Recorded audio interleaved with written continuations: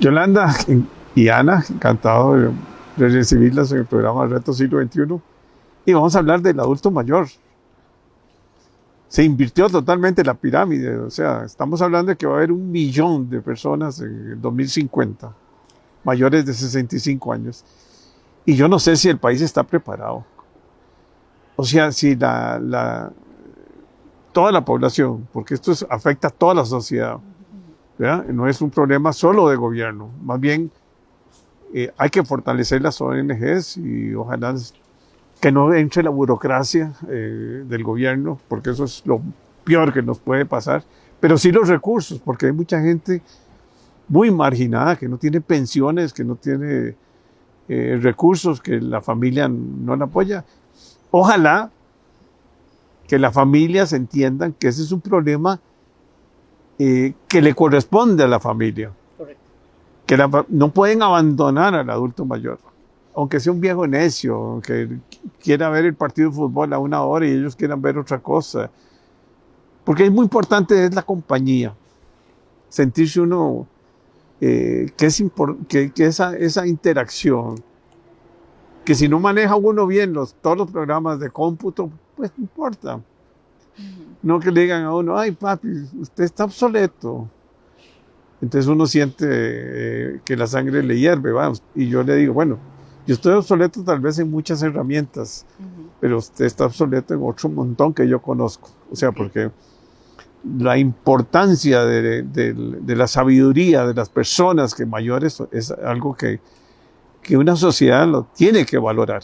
Correcto. Es más, en Estados Unidos los adultos mayores tienen a veces organizaciones que dan asesorías y dan asistencia y en la educación podríamos hacer una gran labor.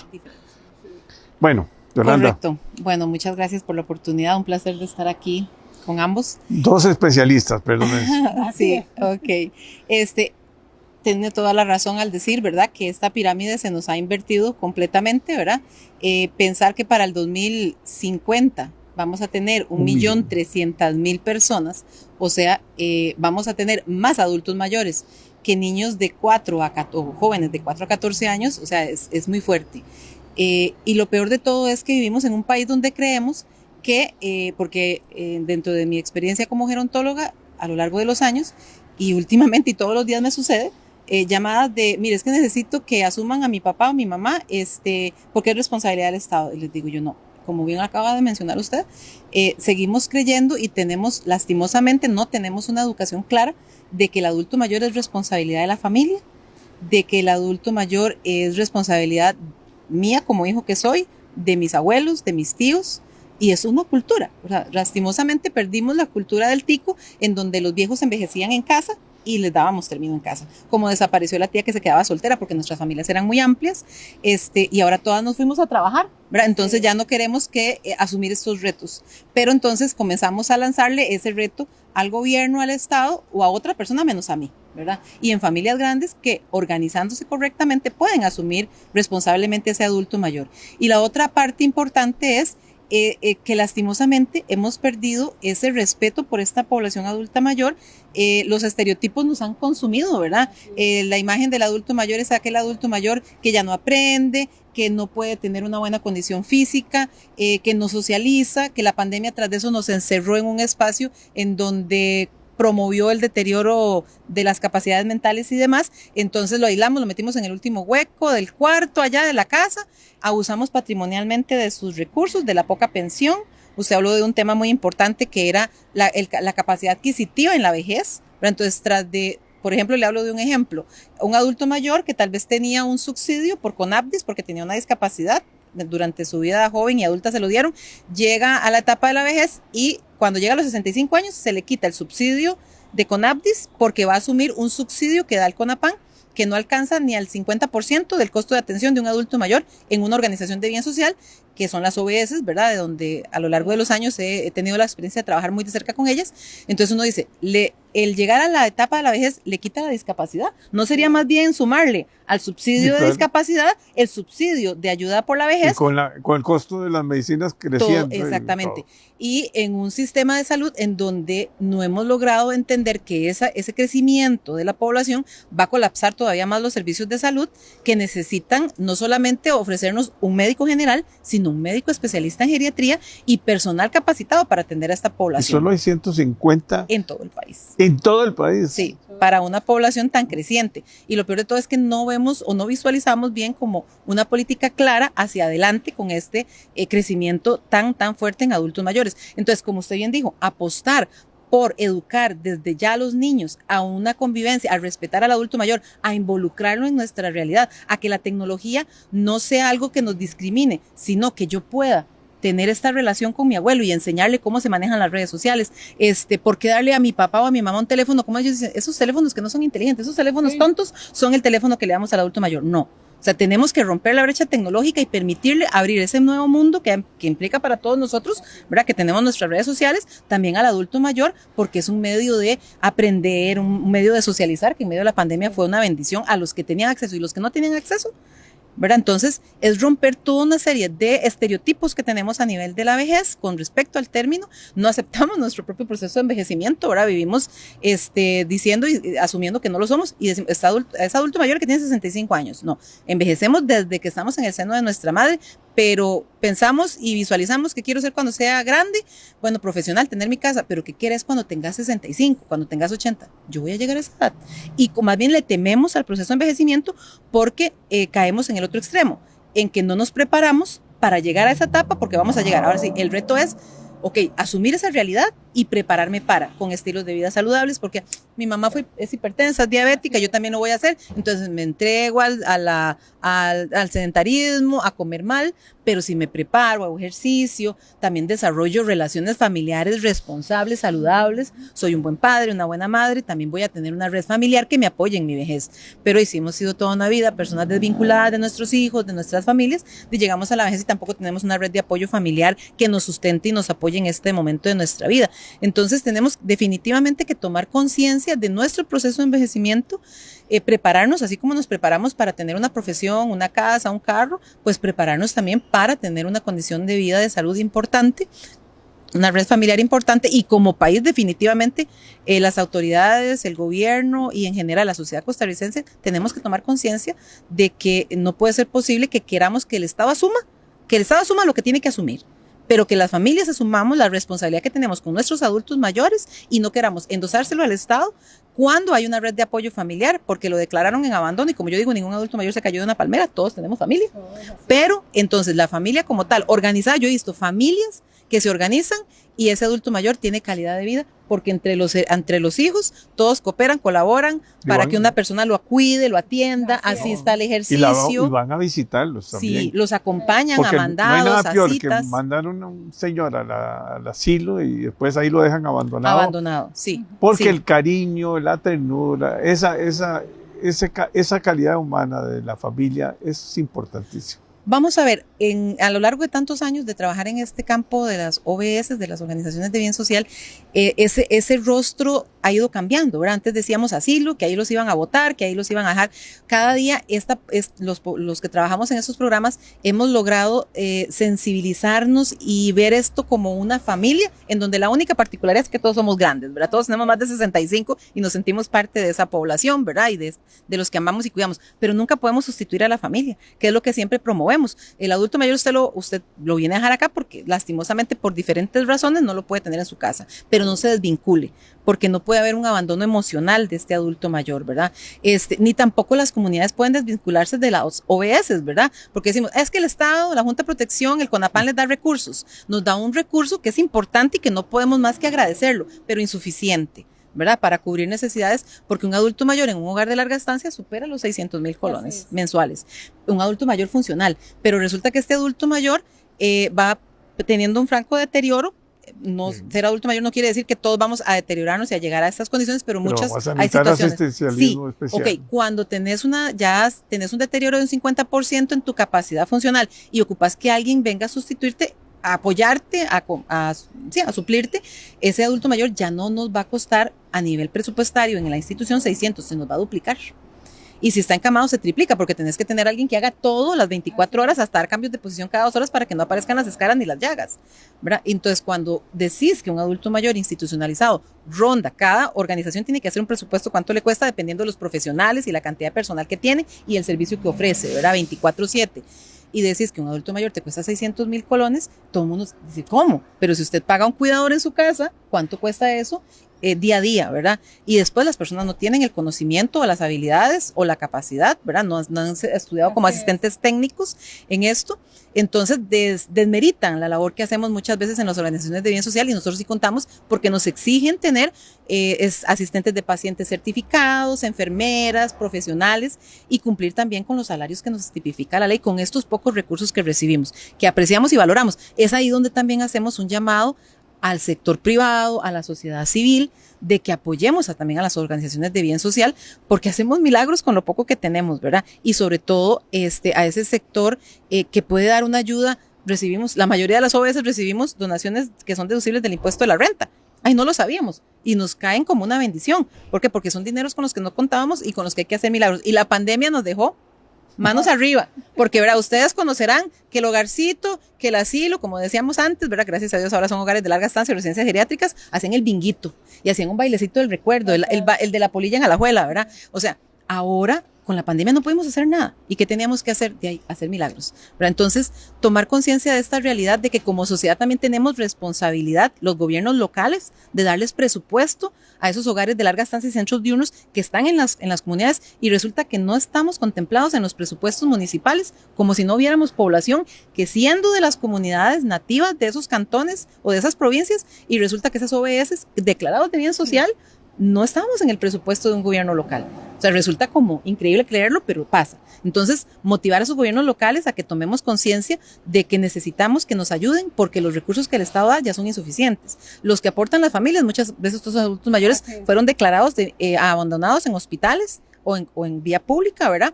Y están en esas organizaciones de bien social por esa razón. Entonces, a mi criterio, definitivamente sí tiene que haber un cambio de mentalidad, que hay que empezarlo desde la niñez, pero para los que estamos ahorita es una toma de conciencia que tenemos que darnos así como un choque eléctrico y reaccionar, porque tenemos que hacer un cambio ya, ¿verdad? Gracias. A ver, Ana, a ver qué nos enriquezca. Bueno, escuchando a la doctora Yolanda, realmente, bueno, desde mi experiencia, me involucro con temas de adulto mayor, prácticamente hace 5 años, siempre he estado en el mundo corporativo y cual mi experiencia ha sido mucho en la parte de gestión humana y temas de formación y desarrollo. He tenido la oportunidad de manejar centros de residencia de larga estancia, de ahí comienzo a hacer un estudio de mercado de ver cómo se manejaban en Costa Rica los centros privados, por ejemplo, y los públicos estatales. Obviamente me encuentro con un gran vacío, primero de falta de formación de los profesionales en ese campo. Déjese llamar temas de capacitación constante que deben de llamar, porque muchos de estos los profesionales en centros de larga estancia, ¿qué es lo que sucede? Se contratan por emergencias y hasta ahí llegó, solo lo que llevaron en un curso técnico, en un programa técnico. No, parte de esa experiencia que tuve fue crear programas de formación constante todos los meses como una empresa, ¿verdad?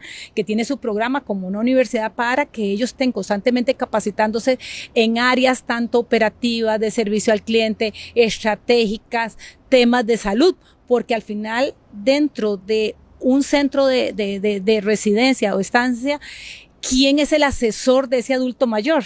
El cuidador. Y el cuidador debe ser muy integral. Bueno, parte de eso también, trabajar muy de la mano con la familia. Pero, ¿cuál es la gran sorpresa que en estos años de ir conociendo el mercado y a las familias costarricenses es que muchas familias dicen, no, yo no quiero dejar a mi familiar en un centro de larga estancia porque siento como que lo estoy abandonando, ¿verdad? Entonces ahí cambia el papel. Entonces prefieren muchas veces dejárselos en casa con una persona que no tiene la más mínima idea de qué y cómo cuidar a ese adulto.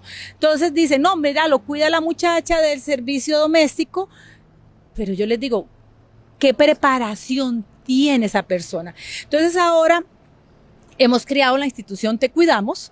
Te Cuidamos se ha enfocado a formar a las familias, a preparar a las muchachas de servicio doméstico, donde también les damos capacitación, donde también les decimos a ellas qué y cómo atender y movilizar al adulto mayor. Tenemos profesionales graduados y que ellos constantemente se están capacitando para dar este servicio a las familias. La gente de pronto piensa, bueno, un cuidado de asistencia domiciliar es carísimo. No, porque al final de cuentas, como me decía la doctora Yolanda, cuando le preguntan, lo primero que le preguntan ¿qué es? ¿Cuánto cuesta? Y qué doloroso, porque yo digo, aquella persona que les dio la vida, les dio el vivir, ahora tiene un precio, cuando realmente ese adulto lo que necesita es amor y atención. Entonces yo, por ejemplo, con las familias, cuando me piden apoyo para cuidado a domicilio, yo hago una valoración primero a la familia. ¿Quién es la familia? ¿Qué hábitos tiene la familia? ¿Cuál ha sido el arraigo de ese adulto mayor a través de su vida, sus gustos, sus preferencias? Porque al final de cuentas yo no veo a un adulto, yo veo a un cliente que quiere vivir una experiencia de servicio, que eso es parte de lo que hay que cambiar en nuestra cultura costarricense. La gente piensa que es un adulto, vaya y siéntese, y ahora pierde su independencia. Y a mí me duele ver adultos que me dicen, es que ya mi hijo tan siquiera me deja ir al supermercado. Me dicen, no puede hacer eso usted, papá, todo es no puedo. Y eso quita la independencia, eso va alejando de su identidad al adulto mayor. Entonces digo yo, hay que comenzar a crear conciencia en nuestra sociedad, cómo estamos viendo a los adultos mayores. Para el 2050, bueno, yo digo, ya yo voy a estar en esa población. Por eso es que estoy ahora trabajando fuertemente en mejorar la cultura, porque digo yo, y eso fue mi visión, yo dije, con lo que hay ahorita, y yo voy a llegar allá, digo, no, si a mí me ponen en un centro de residencia, me les escapo a todos. Eso totalmente, ¿verdad? Porque para muchos centros de residencia, siéntese, no hable y no diga nada. Cuando el adulto llega a un centro de residencia es para vivir y disfrutar. En un hogar, un cuido, debe ser una experiencia de servicio, que él sienta esa independencia, que vayamos, salgamos y que siga con actividades supervisadas. Supervisada, no es que lo dejo ahí que haga lo que quiera, no, supervisado, porque seguimos siendo seres humanos. Esto unido también, por ejemplo, experiencias que he tenido con clientes que tienen temas de Alzheimer o alguna discapacidad cognitiva, no dejan de ser humanos. Entonces, si no tiene un Alzheimer, entonces ya está hecho un vegetal.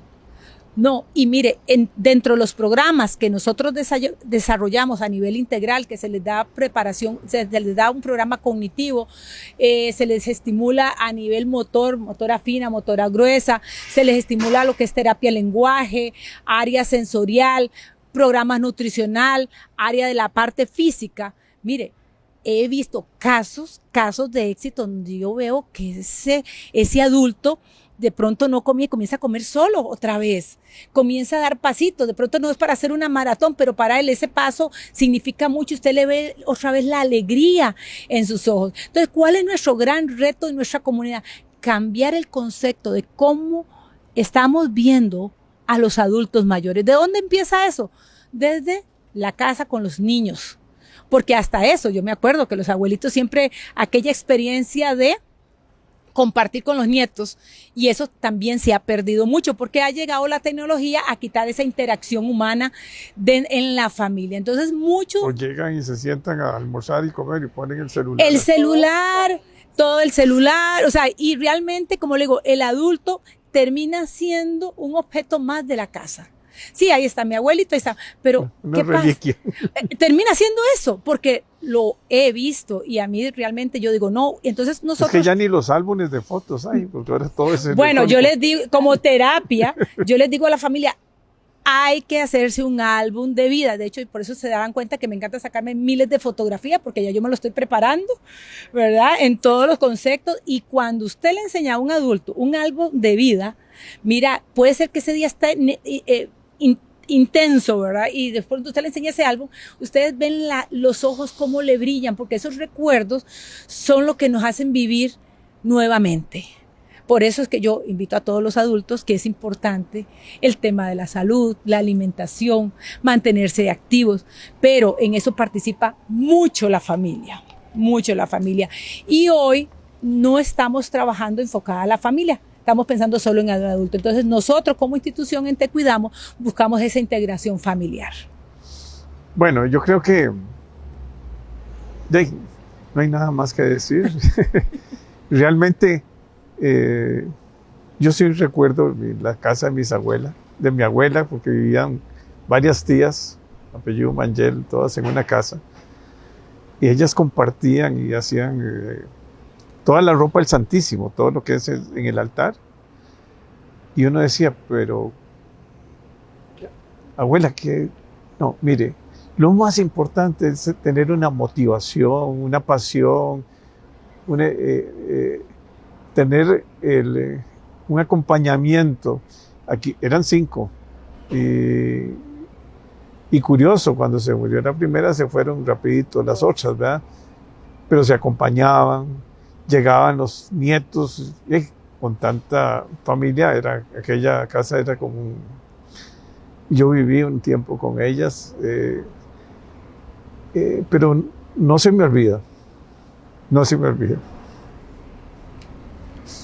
Importantísimo esta experiencia de vida que bien hablaba Ana. O sea, lo hemos perdido, o sea, la tecnología nos ha separado mucho, pero es el momento de buscar educarnos para esto, ¿verdad? Que sea una decisión, o sea, el cuidado de mi mamá debe ser una decisión de todos como familia, ¿verdad? En bien de ese adulto mayor. Y si nuestros hijos ven que mi papá se preocupa por mi abuelita y se pone de acuerdo con mis tías para buscar un plan de cuidado de este adulto mayor, mañana lo van a hacer conmigo, lo van a hacer con mi hijo, ¿verdad? Con el hijo de este adulto mayor.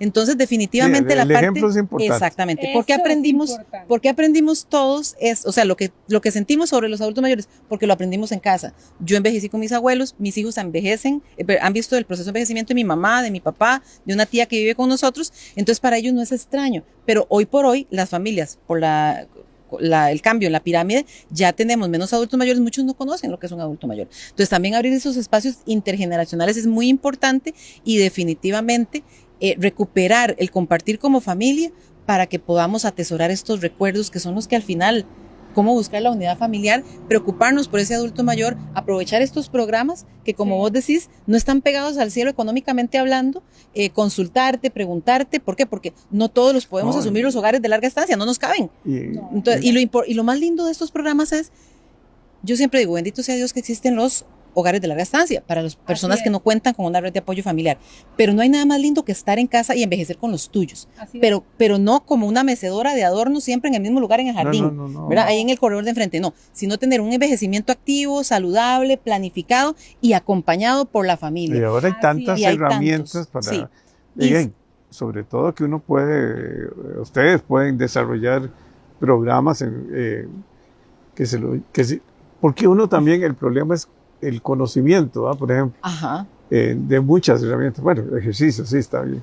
Bueno, pero ¿cuáles ejercicios? Porque si uno hace ejercicios muy fuertes y ahí terminas en una... O muchas veces... Porque lo que a veces es más interesante es el compartir, la parte social del gimnasio, digamos. Sí. Entonces uno dice, bueno, el gimnasio, sí, ahí es. A veces dicen, pues eso es un club social, sí, es un club social. Sí. Y bailar es la cosa más linda. Y hay un montón de cosas que no puede uno perder, porque si no se muere en vida. Sí, es que recuperar esta parte, y para las familias también un llamado importante es que, mira, vos puedes ser abogado, docente, economista, pero cuando te topas con un diagnóstico de mi papá tiene Alzheimer, o mi papá está teniendo un proceso degenerativo, o sea, también, ¿quién nos ha capacitado en este tema? ¿Verdad? Entonces es importante, como decía Ana, poder reunirnos, que se reúnan con personas que ya tenemos esa experiencia, como Ana, como mi persona, como muchas otras personas que trabajamos en estos campos, y que les explicamos cómo abordarlos, cómo enfrentarlo. ¿Por qué? Porque no podemos ir y dejarlo botado en un hogar de larga estancia. No, ¿por qué? Porque es parte del paquete que tenemos que asumir con el adulto mayor, y definitivamente buscar programas adaptados al adulto mayor, porque vos con 65, 70 años te metes a un gimnasio donde están brincando, te lesionás. Total. No, pero existen programas pensados para los adultos mayores, en esas necesidades, porque salís frustrado, ¿verdad? Con una lesión en rodilla, no, pero existen programas como el que tiene Ana, ¿verdad? En donde cuenta con personal capacitado para trabajar a ese adulto mayor para que tenga actividad física. ¿verdad? Y esta es la parte que tenemos que promover, estilos de vida saludables, pero que busquemos a las personas idóneas, ¿verdad? Y no tener más bien amargas experiencias. Entonces, definitivamente, así es. Bueno, muchas gracias. A ustedes. Un placer, Ana, un placer.